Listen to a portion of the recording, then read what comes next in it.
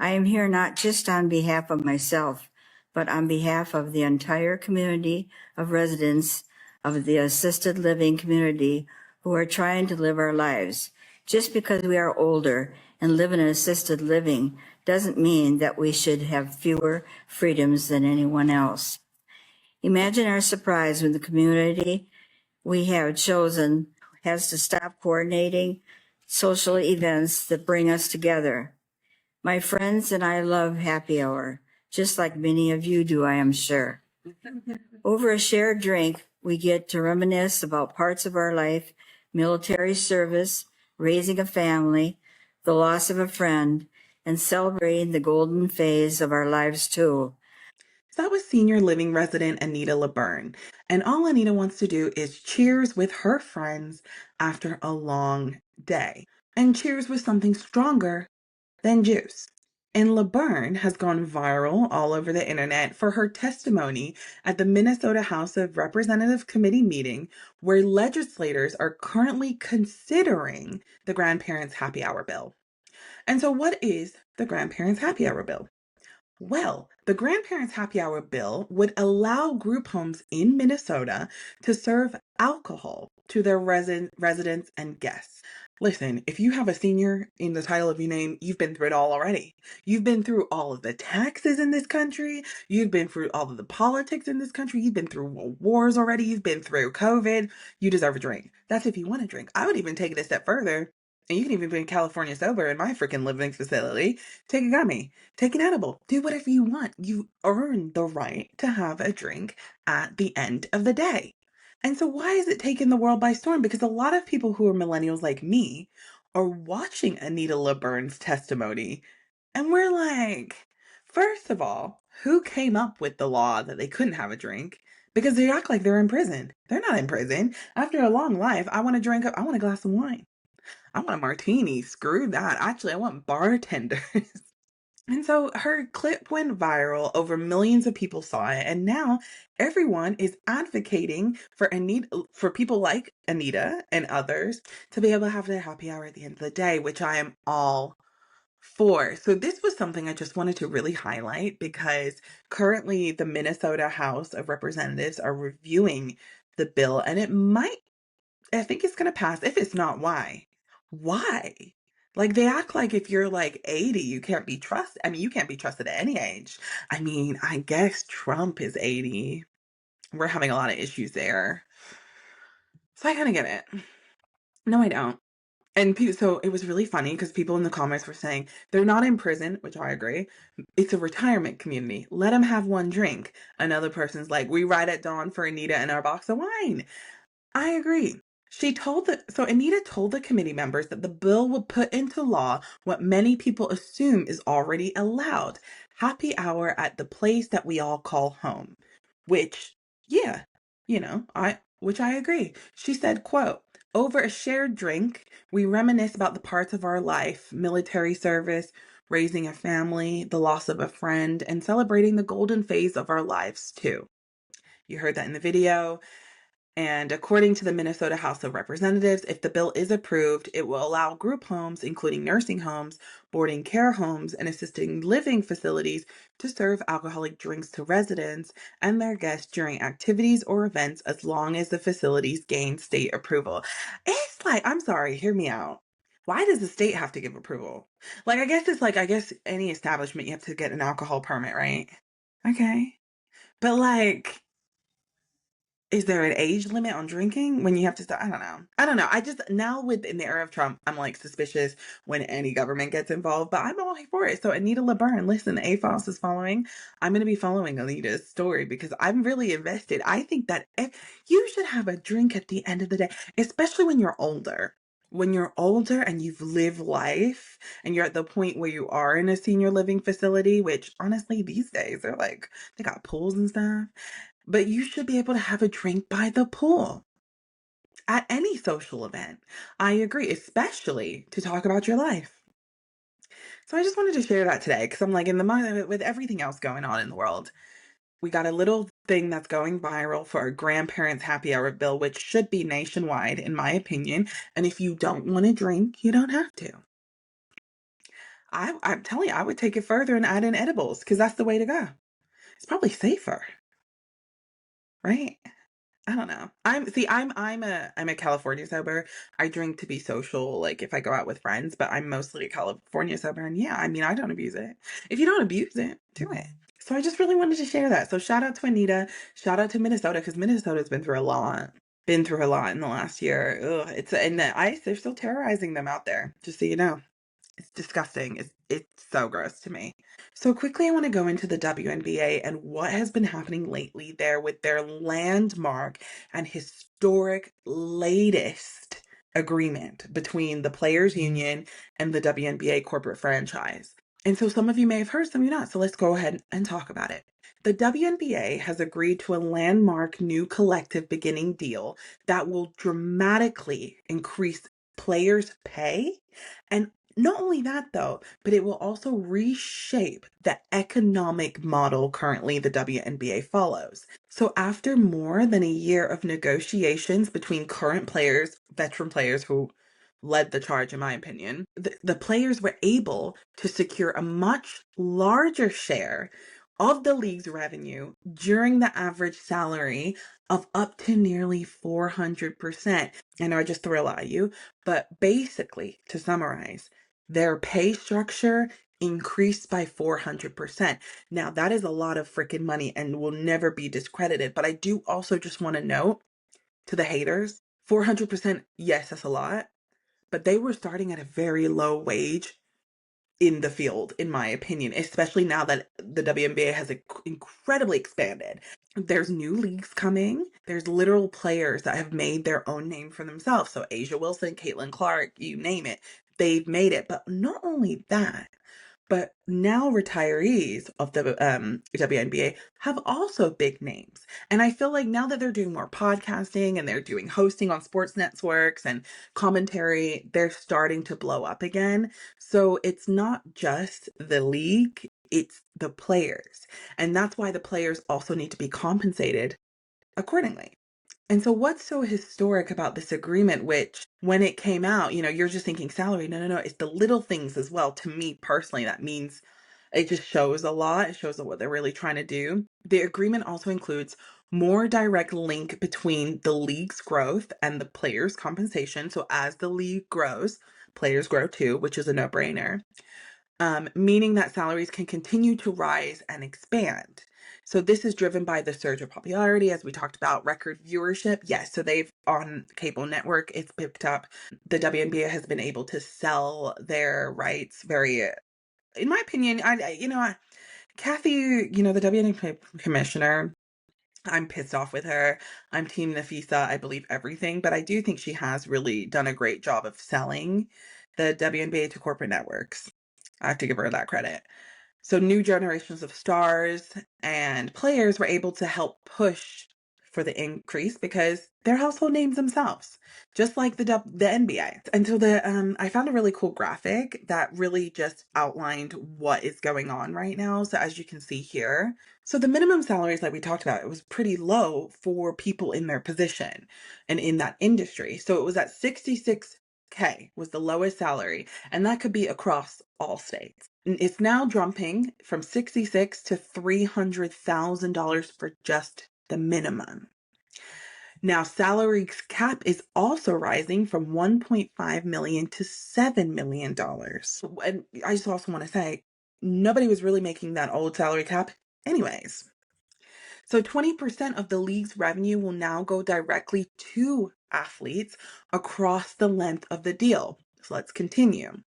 Oh, this is a cute video of them. This is the moment they realize the minimum salary. So it's 70, some places it's 66, but the average across the United States, I looked into it, is 72K is the minimum. So now that minimum has just gone up. And these are all the people in the room when they signed the deal. So how did we get here? For throughout the years, the players have been putting pressure on the league. I remember even a couple of years ago when they came out with the Pay Us What You Owe Us shirts, they've always done these big moment statements within games, outside on podcasts. They've always talked about it.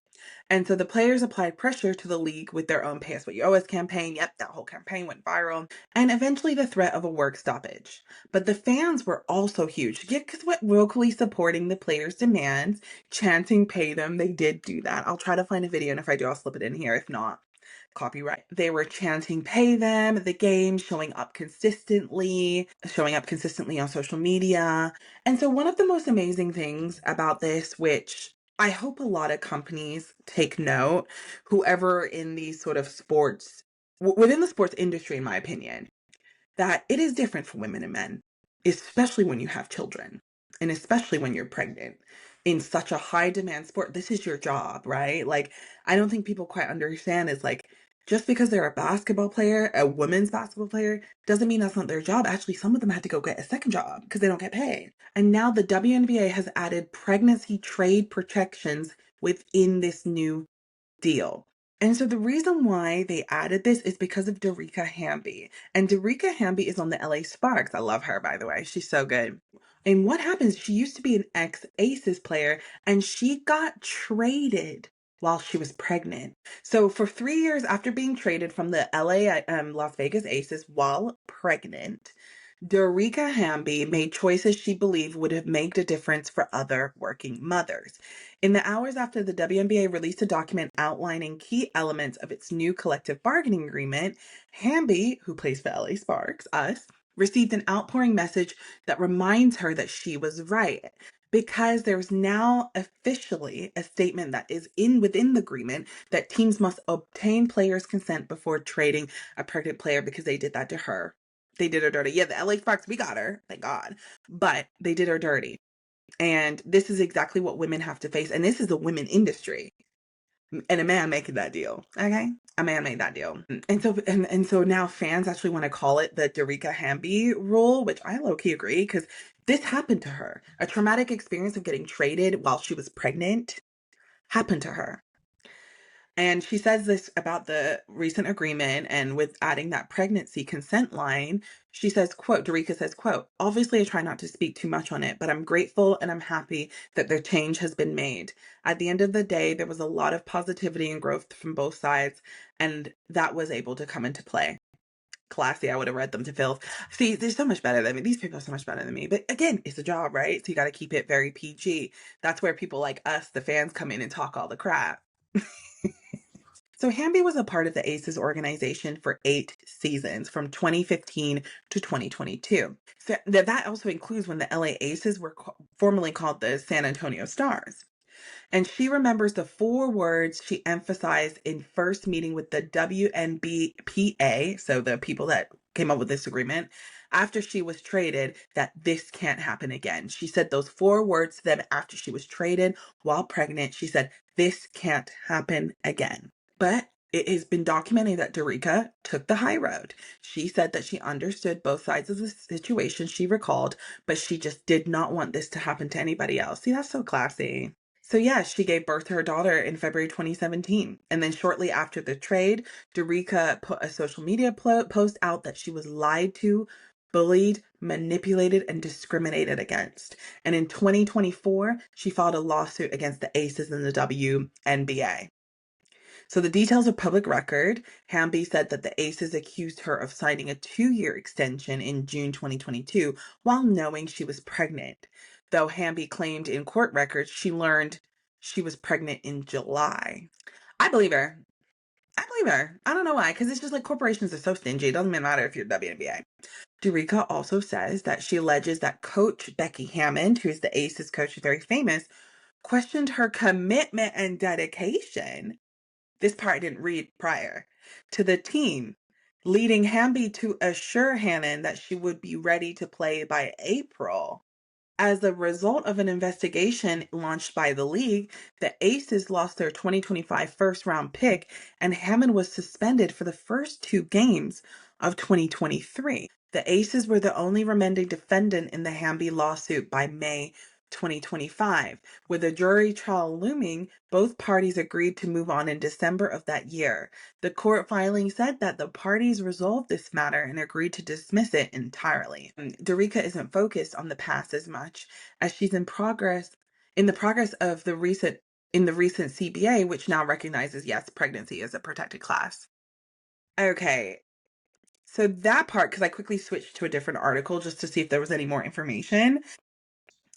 Becky Hammond, I was a huge fan of as a coach because I think what her and Asia Wilson have done over there is great. I don't know if I like her anymore because that doesn't sit right with me, and I might get crap for that. But regardless, you should never, ever question a pregnant woman's dedication to their job, especially given the physical demands of her job. And you knew she was pregnant in July and then asked, do you still want to will you still be committed when you come back? That's crazy. That's like, that to me is an invasion of privacy. That's in like, that doesn't feel right. Does that feel right to you guys? That doesn't feel right at all. I don't think you should be questioning anybody's ability after they give birth. Now, what I think the appropriate measures to do is support her during her contract, during her birth. And if you feel like maybe things aren't up to par, you have a conversation about it. Don't you want to support your player? I'm really surprised by that. I'm kind of sad that she settled, but I also get it. Like, I think there's the reason why I don't really shit on people for settling is because I don't know what that's like. And you got kids, you don't know what the personal life is like, you don't know what the agreement is, you just don't know what the mindset is. But I would have definitely kept that going for sure. Becky Hammond, that I don't, and she was only suspended for 2 games. That's a double standard to me. This is a great example, I think, of a double standard. Am I missing something here? Because that really doesn't, I don't know if I'm just talking to my ass. That does not sound right to me at all. I can't believe this isn't being talked about much. Wow, so I know what I'm going to be talking about more. I'm going to look into it. I'm going to look, how about this? I'm going to look more into that. But if there's a jury trial coming up soon, I guess, it's a bit weird. Someone's in trouble. Let me just keep going. So the new CBA, so the new agreement, the players agreement, also features a step forward from the previous one, which limits players to only having certain benefits while under contract. That was a blind spot for previous CBA, which featured progress of its own by making sure pregnant players will still receive their full base salaries while on maternity leave. Hold on a second. I know I just went through that. What that basically is saying, there was a blind spot that if you were pregnant and you went on maternity leave, you didn't get your full salary. What the heck? Have you guys ever heard of someone going on maternity leave and not getting paid? When Dorica was asked about how far the league has come and what she's most proud about, she became emotional and says, quote, "When I was starting this process, I was throwing up because of anxiety. It's not that this could make or break me, but when you're doing something like this, it could go bad." That's true, because I think about all the people that, like, sports people that spoke out, like Colin Kaepernick. The NFL's Colin Kaepernick, who was an activist. And she actually thought of him while advocating for her own cause. And look, he got exiled by talking about Black Lives Matter. And taking a knee, right? I bet people that criticize that feel so stupid with Trump, huh? Although she was prepared to go out and do the right thing, she didn't have to. She was thriving in LA, yeah, where she hasn't missed a game. And that's the thing. It's not just about it. There's more to this. Like, yes, she could thrive in a new place, but it's not just that. She's a grown woman who had a baby, living and had her life in Las Vegas. She started a foundation, the Dear Marie Foundation, which was headquartered in Las Vegas to help support moms in pregnancy, postpartum, and their return to work. Isn't that interesting? And she grew, oh wow. So in addition, she partnering with Shade Tree as a part of those efforts of domestic violence and shelters. It reminds her of her own upbringing because her mother was a single mom at 17 years old and was not afraid to utilize the available resources to support her daughter, who now helps provide those assistance to other moms. Let's talk about that as well. They meaning people, horrific people, have really down talked the welfare system. And down talk probably isn't the right word, but they've made it, they've made it seem like if you are getting help from the government, if you are applying for assistance, or if you're on some sort of welfare, that is a bad thing, that you're lazy, that you're a bum. No, that's all a lie. If you need resources from a government that's supposed to support us, take it. That's what it should be for, people like you, not billionaire tax breaks, not the Epstein class. I want women in shelters with kids to use my tax money to have a better life. I'm not just talking about women, I'm talking about everybody. If you need our tax money in order to have a decent living, clean food, clean water, clean living situation, a bed, a shower, do it. And the reason why I say do it, because I'm disgusted with this government.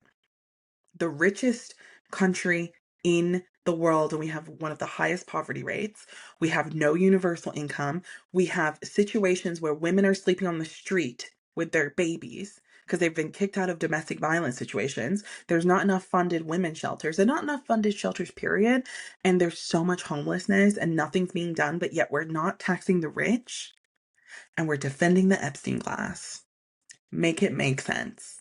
So Darika's saying in full circle that she grew up in a women's shelter with her mom. And so for her being traded in these situations and the positions that she's in now, I can only imagine that probably brings a lot back from her childhood. And watching her mom have to fight her way through this shitty system. I'm just really happy for the WNBA. I've been talking about them for years, but since I've had my podcast, it's been really important to me that we start going and supporting women's sports. Because not only are they entertaining, but they're so highly skilled and they don't get enough credit just because, all the men are dunking and it doesn't matter. Like, it's still a great game and I think we should support it. And so, yeah, I just love it. I think they're getting paid what they deserve. I think the movement of the WNBA is only growing. It only makes sense.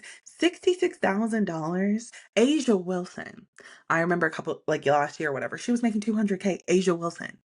And now there's reports that she's going to be making the max. She's going to be making one of the most groundbreaking contracts, like in the millions, as she should. I'll be paying attention to the WNBA as I always do. I love the WNBA. I'm definitely gonna go to a game. I've got to go. I can't wait until the season. So that was just the update on the WNBA that I really wanted to talk about. That, yeah, it's just really good.